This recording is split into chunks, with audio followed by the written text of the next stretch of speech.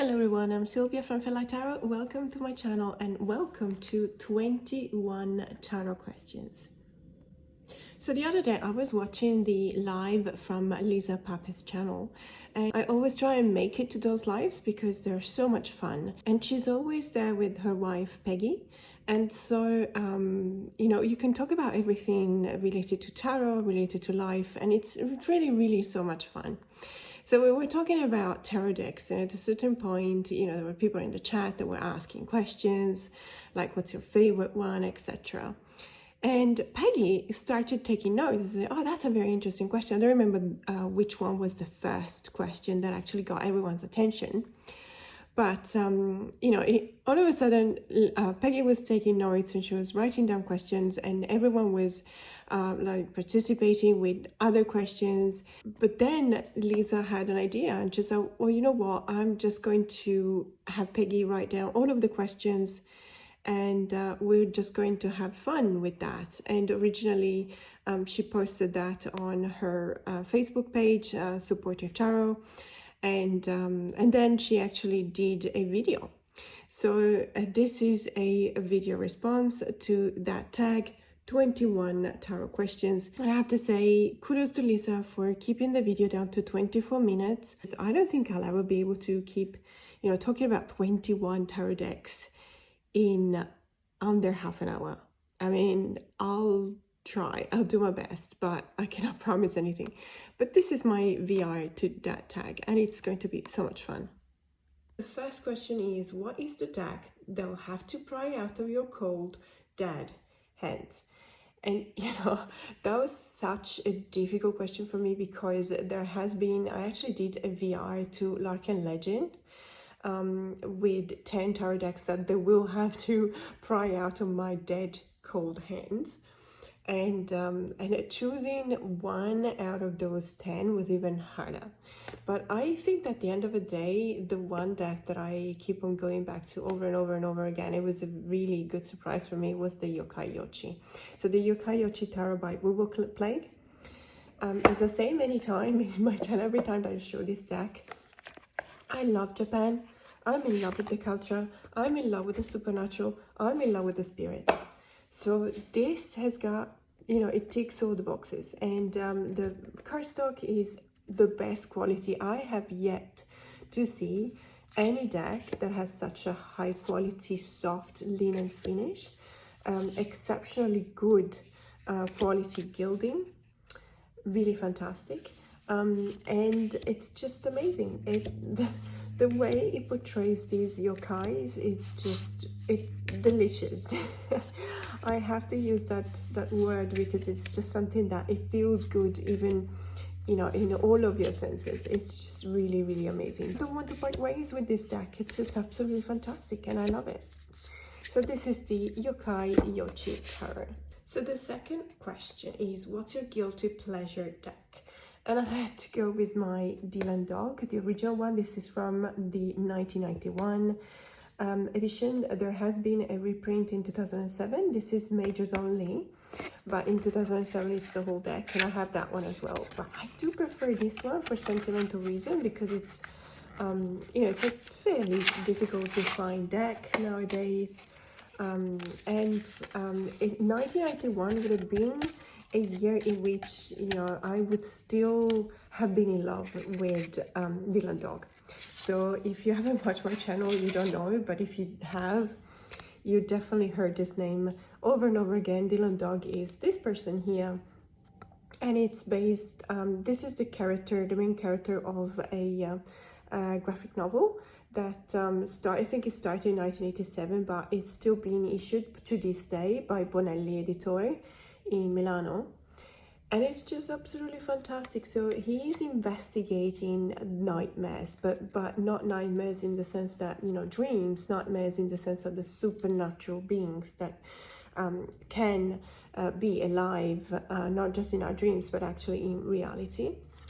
And this is my guilty pleasure deck because I used to have such a huge crush on Dylan Dog. I mean, you can probably see, I mean, it's probably not for everyone, but the fact was that, when you fall in love, you have a crush on a the protagonist of a book, for example, or a movie. And it's because of everything that is related to it. It's not just the aesthetics, it's not just the looks of the person, it's also related to what this person goes through in their stories. And he's such a really cool person, is interested in the occult. You know, he's a fantastic lover.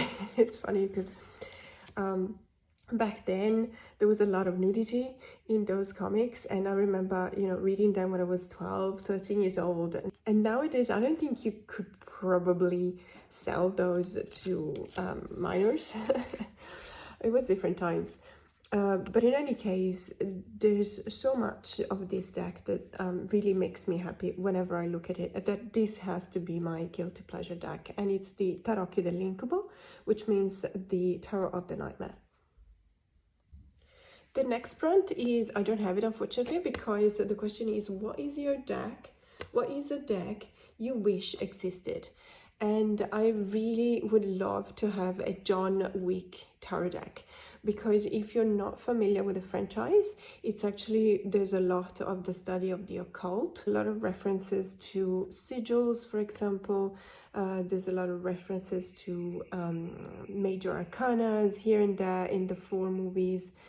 And also, and I don't want to say too much, because on the one hand, there's a lot more than that, but on the other hand, I don't want to spoil it if someone hasn't watched the whole franchise, or you haven't even watched the last episode. So I'm not gonna say anything else, but it will make a fantastic tarot deck. So John Wick is a deck I wish existed. And the full question is, what deck would you give to a new reader? I think it's a rather, my choice is rather boring, probably. It's kind of obvious, but I think that this deck is actually fantastic. I mean, it's the Lucid Dreams Beginner's Tarot, published by Saint Soleil. It's an indie edition. I have the 3rd edition, but I'm always forever on the hunt for the 2nd edition, because it's got a more matte kind of finish rather than this one. This one it's very good still. It's a fantastic soft linen finish, which reminds me a lot of the yokai yochi kind of finish. So this deck is quite famous because well, the art, well, I really like the artwork too, but what this deck is famous for is the keywords. The keywords are actually very, very good when you're learning a tarot to read them, because it's got the upright keywords and the reversed keywords. It's got the zodiac sign, it's got the elemental sign, and it's very interesting to read, you know, with this deck, even for someone who's not necessarily a beginner. Well, in that case, you will definitely be fascinated by the artwork and the color palette, which is really nice. But also because in some cases there's so many keywords. Like, for example, let's have a look at the Queen of Swords. It says independent, intelligent, honesty, fair, clear boundaries, direct communication, constructive criticism, objective, and logical. These are all quite straightforward when you think about the Queen of Swords and you're not a beginner. So if you're an advanced tarot reader, you will touch base with all of these keywords. But it's something that you acquire with experience, and it's something you acquire with time. And therefore, I think it's an excellent tarot deck to give to beginners. So question number 5 is, what deck do you want to get along with, but it just never clicked? I had to go with the Stunning Tarot. Most of all because a deck that doesn't click with me would sooner or later find a new home, because I do believe that you know, if I don't use it, why keep it? But this one is the new edition, so I think it's the 4th edition of the Stunning Tarot. I just received it literally a couple of days ago. I have had the Stunning Tarot before, so I knew what was gonna happen. I got it anyway because it's a collectible item, and I actually really enjoy this new shape. So if you're not familiar with the deck, in the previous editions it had more like a smaller kind of size. This size is now the same as the Yonasa Yao's tarot. I really want to get along with this deck. It just doesn't click for me, and you know, there's a lot of reasons. I understand that it's a bit tothy, and I understand that there's different ways to read it. I actually have the guidebook as well, and it's not that I cannot read with it. I can definitely use it, and I have been using it, although not this new edition, but the I have the 3rd edition. It's just not for me, and it just doesn't click. I mean, I have to be honest, and with so many decks that I have, I constantly ask myself the reasons why I keep a deck, especially when it doesn't click. And in this case, I'm keeping it because, well, first of all, because I knew when I got it, I knew what my reaction would have been. I knew that I found that difficult, let's say, to bond with this deck. I got it anyway. Why? Because I had a different reason to get it. It's because it's a stunning deck. It's incredibly beautiful. The artwork is fantastic. And it's a collectible item. So in my case, this deck is definitely for my collection, but it just doesn't click. Question number 6. What deck do you only keep for the art? I had to go with the Okusai Tarot, which has been created by Osvaldo Menegazzi, and it has been published by Il Meneghello in Milano. I adore this deck. It's fantastic. It's unfortunately, I think they ran out now. I'm not entirely sure. I would definitely link the Meneghello website in the description box below, but it may have, because this one was already copied 230 out of 250. I don't know whether there will be a reprint or not. Perhaps there will be. I hope there will be.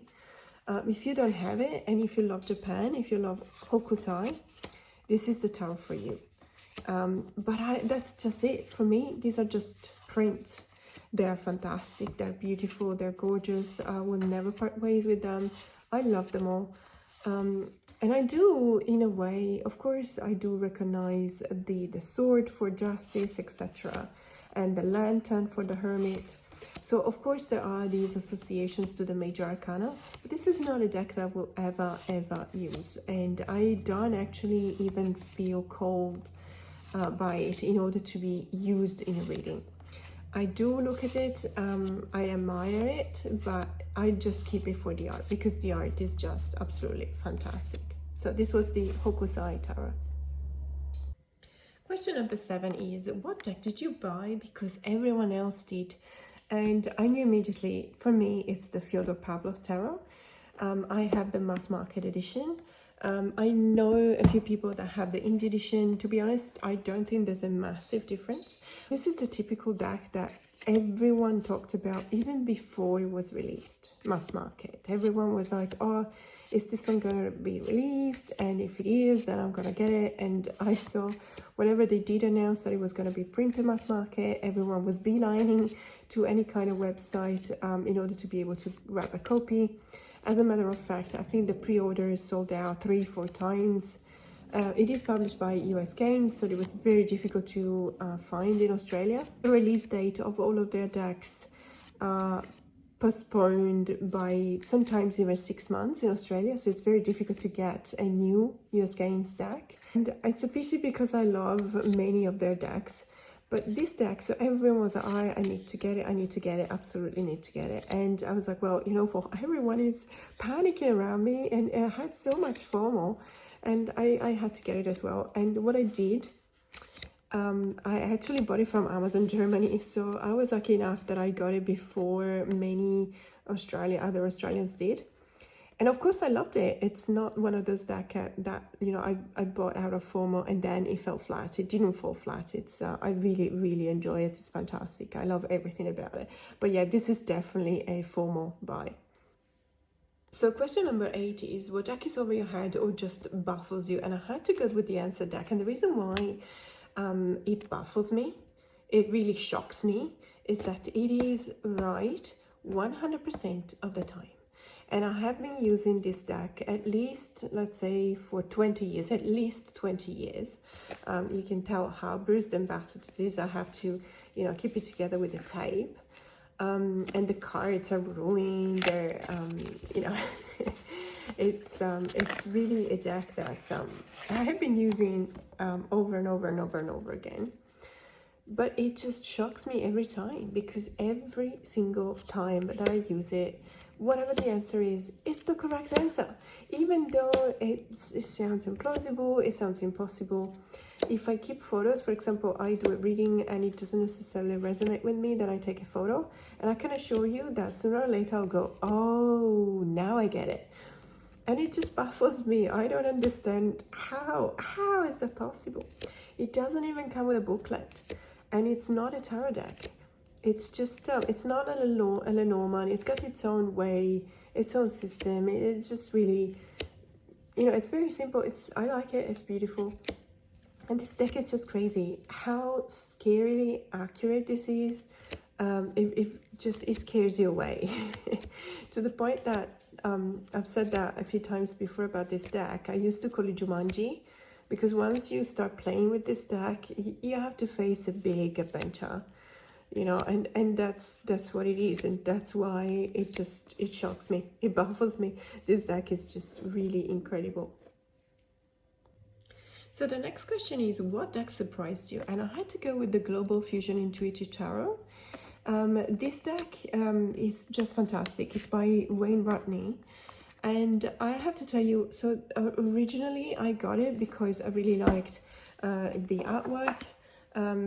But then once I started reading with it, but especially once I started getting into the book, I was blown away. The references to each and every card are just absolutely incredible.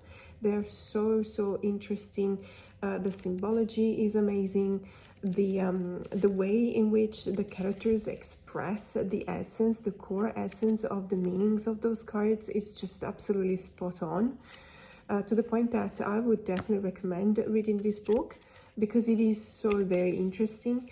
And you know, it's also a beautiful deck. So I knew that it was beautiful. It really surprised me. I didn't know just how much intuitive this deck is. The way in which you read the cards, it's absolutely amazing.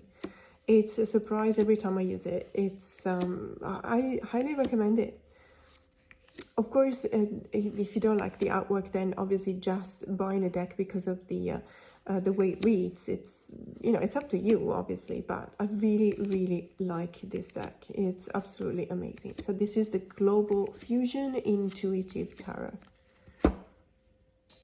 So the next question was, what deck doesn't really work for you, but you keep it because it's a collectible? And I have the Teal deck. Now, this one is the second edition. I have been going back and forth, with this deck, because I have a really interesting, let's say, an essay that has been written by someone. I'm sorry, I don't know this person, in the sense that it was someone with, let's say, a stage name. In a Facebook group, and I wasn't connected to this person. I was connected to someone else who sent me the link to this after obtaining the approval of the person who wrote this essay. So this essay, if you're watching this channel, please let me know, because I'd love to credit you, because you've done a fantastic work of research. So I started reading this essay, and it goes really into details about everything that you can see in the cards, which makes it, let's say, a better experience to read with it. But I just decided that this deck is not necessarily something that works for me. And, it's fine, because we're all different. We all have different preferences, and it's absolutely fine. However, I do keep it, because it is a collectible, and I appreciate the artwork. So it's not even a difficult choice for me to keep it, because I really do like it. It's just that it doesn't work for me, that's all. Sometimes you don't even need a reason. I mean, I've tried my best to connect with it, and it just doesn't. So the next question is, what deck is your favorite gilded deck? And the question after that is, which deck do you love but hate the cardstock? And the answer to both of the questions is the same. So the Healing Waves Tarot, it's got the most amazing, beautiful gilding. If you don't know this deck, it's there you go, this is the gilding. It's such a really beautiful matte blue.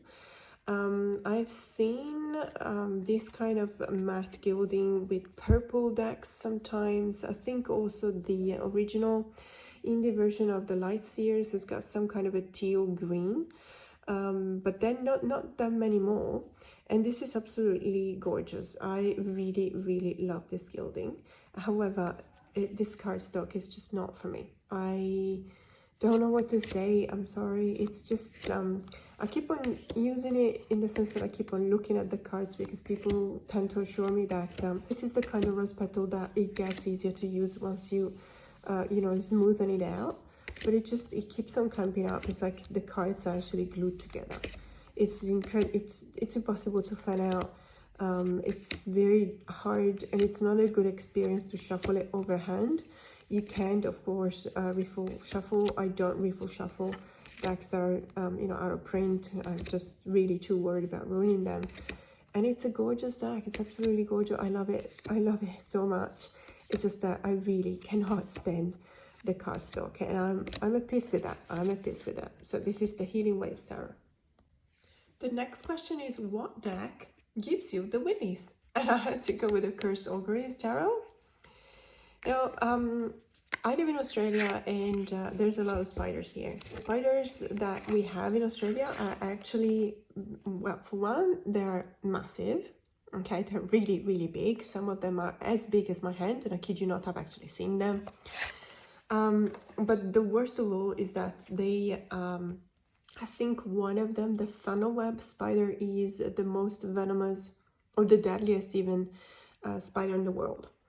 And the second one is the redback. So we've got the worst of the worst. So this deck, to give you just an idea, it's got a very confrontational card in which there is a spider. So there's a few cards with spiders in this deck, but one of them, and I'm not gonna mention it, one of them is very scary, and it gives me it doesn't matter how many times I look at this deck and I work with it, because it's a fantastic reader. By the way, it's absolutely a fantastic reader, and I love the pips in this deck. I just can't. That yeah, that card is something. That card is something. And you don't even need to be scared of spiders. I think that it's a very scary card for anyone. But this deck, other than that, this deck is also, it's not just because of that card. I think that, you know, even this card, which is technically nothing scary, but the eyes on this frog, I don't know. it just triggers those kind of primordial kind of fears that we can have, because we are human beings and we carry with us the conservation instincts. The preservation of life in our body is just ingrained in such a way that whenever we feel at risk, we have to respond to the risk. And so, I don't know, obviously snakes and spiders are in a way a threat to our lives, and so we respond in a certain way. But you know, this deck definitely gives me the willies, and it's the Cursed Auguries Tarot. The next question is, what's your favorite deck for shadow work? Now, shadow work is a very important part of my tarot practice, and I have recently acquired the Journey of a Lonely Soul. This is an oracle deck, not a tarot deck. If we talk only exclusively about tarot decks, in that case, I would definitely have to go with the Deviant Moon, because it's fantastic to do shadow work. However, I found out that this deck is incredible, the Journey of a Lonely Soul, because of the combination of the sense that you get from the cards, the artwork, and the keywords, and most of all because of the description in the guidebooks. I really appreciate this deck. It's however, from, you know, deck value, not so much. It's only 32 cards, which, you know, I don't really understand why the Starabelle thinks that it's okay to just, you know, get this really tiny decks out there and charge you $30 odd for it. But this deck is definitely worth it. I know someone who's had it before me, and the reason why I got it was exactly because of the vibes that this person was, you know, sharing with me, that she got out of this deck. And I have to say, it's absolutely what I feel as well. It's incredible for shadow work. It's really, really incredible. It's confronting, but also in a way in which it takes you to a certain depth. And thanks to the guidebook, you do face a really intense kind of work. And then you emerge. So it's really complete in the sense that it doesn't, you know, it doesn't leave you there. It literally just brings you back to the surface as well. So this is the journey of a lonely soul. So the next question was a bit difficult because it says, what deck do you love in theory but not in practice? And I had to go with the Magical Botanical Oracle. Now, this deck, I really love it in theory, in the sense that it's supposed to take you on a journey of discovery of all that is related to every single occult aspect of the plant world. So the magical world of plants and botanics. And it's fascinating for me. I have recently started studying you know, plants of my region where I live, so Sydney, and it's fascinating, it's beautiful, it's very interesting, and anything that is related to studying for me, it's always very, very, it makes me happy. Let's see if I can zoom in.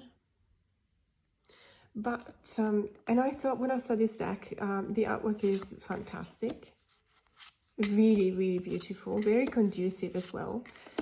But I don't know, it just I don't know what to say. It's just, I don't love it in practice, in the sense that it's very difficult for me to remember all the associations of the cards, and because it doesn't even have keywords, it only has titles, so it's got the English name and the Latin name for each and every plant or fruit represented in the card.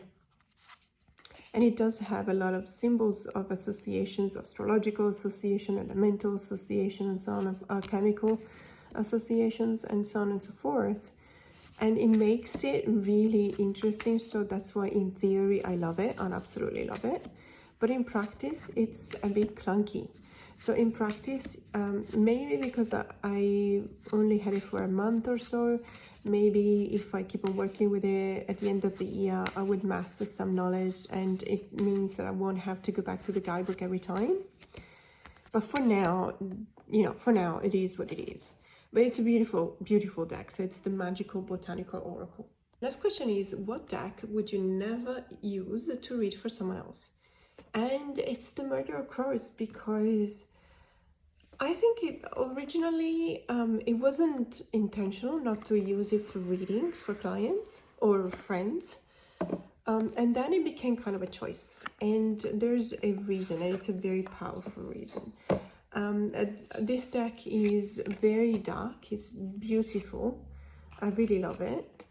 And if you know me, you know that I love Corrado Roy. It's one of my favorite graphic illustrators. And this deck is just so essentially him. I recognize the art style. I could recognize it everywhere. It's just that kind of darkness that comes out of the cards that makes me so that I'm actually kind of very reluctant to use it for someone else. And then, as I said, it started kind of, you know, random. I wasn't using it because it was never requested. And I never really had to use it for very specific kind of very dark readings. And then it just so happens that I decided not to use it. I just use it for myself. I use it for myself, I do, in the sense that it's not just because I love the artwork. I actually like using this deck. But even for myself, it has to be a very, very special time in which, you know, I feel called to use it for a reading. Other than that, I look at it all the time because it's just absolutely gorgeous. I really love it. So this is the Murder of Crows Tarot. And the next question is the opposite. It's, what deck would you never use for yourself? Now this is the Art of Love Tarot by Denise Jarvie, illustrated by Tony Carmine Salerno. I think that now it has been renamed the Tarot of Light. So this is an older kind of edition. Why don't I use this for myself? Because this is a deck that I use exclusively for clients that are asking for a relationship type of reading. And so to me, this one has become, with the years, it has become that kind of deck. It has become that kind of, each and every card has become so very recognizable to me for this particular kind of readings that I don't see how I could use it any other way. And this is for relationship readings. I don't do relationship readings for myself. I know that it sounds odd because it's something that I used to do all the time. When I was a teenager, I was doing relationship readings for myself all the time. And that was because, I had crushes on boys and I wanted to know how it was going to turn out. Is this the right person for me? Or whenever I was in a relationship, I really wanted to know whether it was a good relationship or not. Can I grow, into this relationship? And this is the deck that I will use for those specific answers. However, because I've been married I've been together with my husband for 15 years, almost 16 actually now. Even though our relationship is not perfect, far from it, it's still something that I would not, seek in a reading. And this doesn't mean that I don't think that relationship readings are useful. I think they are, absolutely, because the way that I do them for clients, for example, it's always related to some kind of counseling. So it's not something that, okay, is he cheating on me? I do like to help people this way. And I think that for the same reason why a counselor should never do some kind of introspective work for themselves, I think that it's actually very helpful for people to have the opportunity to use tarot in a relationship reading to just bring to the surface what the issues are and then talk them through. So the next question is, what deck could you not bring yourself to buy? And this would have to be the 3rd edition of the Tilway Tarot. Not just because I have the 2nd edition, and for what I read, the 3rd edition is very similar to the 2nd edition. The only difference is that it comes with a little white book, which, for me, it's not necessary anymore. It wouldn't be useful anyway, because as I explained, I do have that kind of dissertation that has been written about that deck. And so that's, I'm not going to buy that, which is very odd for me because normally I would have jumped on the opportunity. But I just decided that, in my evolution, because my practice always evolves, I just don't need the 3rd edition of the Tilwick. It is what it is. The next question is, what's your favorite peep deck? And I had a bit of trouble in choosing a deck for that because I don't necessarily, so for me, straight peep is Marseille, or it could be an RWS with just peeps. But also there are some decks that are not necessarily just peeps, but are peepish. And so I couldn't really choose, and then I decided to go with peepish rather than peep. And so it has to be the Way Home Tarot, because as you can see, it's peepish, but not entirely peep. So there is a bit of an illustration, but it's not a full illustration. And I really love it. I mean, look at these 2 of Cups. Isn't it just amazing? I really love the peeps on this deck, or, even the 4 of Cups. This deck, the way in which it uses peeps related to the elements of the suits, it's very, very interesting. The 5 of Swords is, talking again about spiders, obviously. I find it incredibly intuitive. It's beautiful. The artwork is fantastic. It's definitely one of those decks that you use a lot, or I use it a lot. I love this 9 of Swords. And the 8 of Cups is an octopus. How cute is that? So yeah, this is my favorite peep deck. Even though, as I said, it's not 100% peep, it does feel peepish because it's not fully illustrated. I don't know if I'm cheating by showing this. I don't know if I should have chosen a deck that was exactly just 100% pips, but at the end of the day, I chose this one and I'm sticking to my guns, so this is my choice. So this is the Way Home Tarot. The next question is, what deck slaps you with the truth? And I had to go with the Millennial Tarot. This deck, every time I use it, it's just, it doesn't pull any punches, does it? It's that kind of deck. It's the kind of deck that really tells you the truth. It tells you the truth whether you want to hear it or not, whether you're ready to hear it or not. It is that kind of deck. It's very direct. It's not a hard deck at all. It's as far as it could possibly be from a hard deck like the Ember and Aura or the Gentle Tarot. But I do enjoy using it because it is that direct. And you know, every now and then I think we all need that kind of deck that it really is confrontational to us. It doesn't take any bullshit.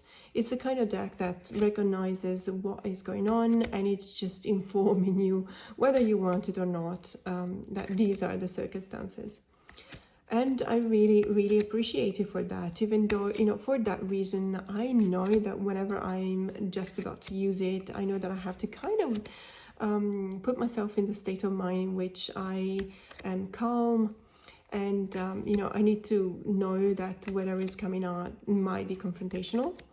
It might be very strong, a very powerful message. I just have to prepare myself for it. That's all. I mean, it's there are different decks that you use in different ways, and this tarot is definitely a deck that you can't use for self-healing. Definitely not. But it is a gorgeous tarot deck, and I love it. And it's the Millennial Tarot. And we come to the end, we come to the last question. So what's the deck that got away? And in my case, because it got away, I don't have it. So it has to be the Darkness of Light, but not the standard, the usual edition with the black borders. It has to be the one with the white borders. I don't know why, but I've seen it in a few channels and I do love it. I love the fact that it has the white borders kind of bring a lot of contrast to the elements on the artwork and it makes them really pop up. And I just really like that version. I had the first edition, which was with dark borders, and I just felt like the whole deck was really too dark, whereas the edition, which I'm not sure, I think it's the third edition, but I might be wrong. But in any case, it's the one with the white borders. If you know someone that has it and they're ready to part way with it, please let me know because I'm still looking for it.